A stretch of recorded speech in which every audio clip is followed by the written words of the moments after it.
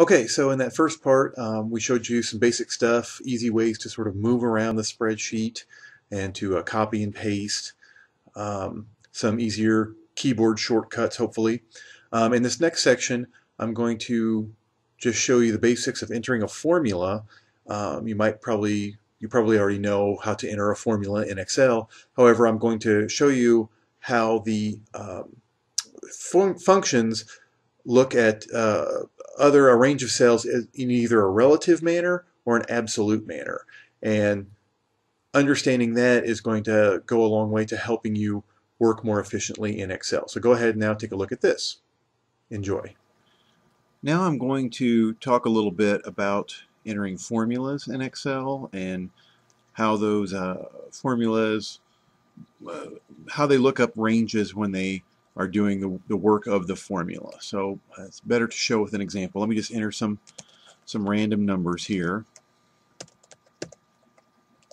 Okay, and so let's say that I want to sum up these numbers. So as always, to enter a formula in Excel, you start by entering an equal sign, and then you can type in the formula. In this case, it's sum.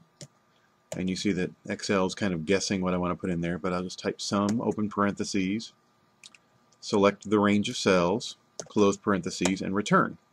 And there I get the sum. Now, here's the thing that I want to show you. If you look up here at the formula, you see that it's the sum of the range from cell A1 to cell A4.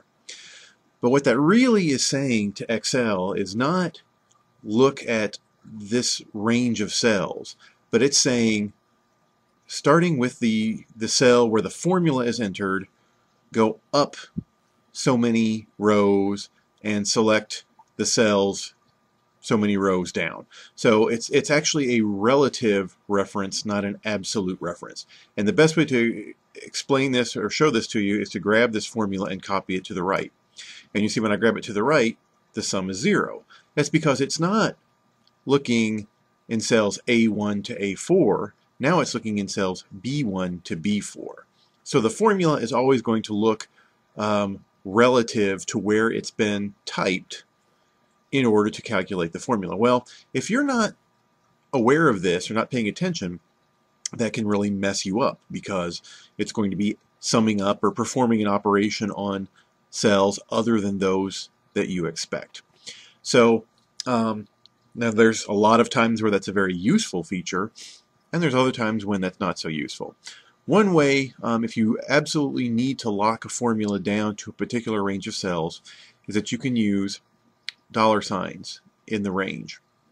So I'm going to come up here, and I'm going to type a $sign in front of the A, a $sign in front of the 1, a $sign in front of this A, and a $sign in front of that 4.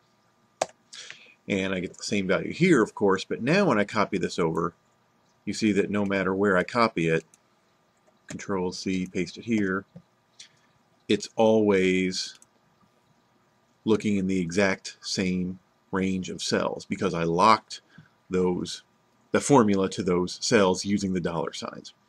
And so that's a way to make it an absolute reference. Now, you can use combinations of those $signs to lock to either just rows or just columns. So I can just leave the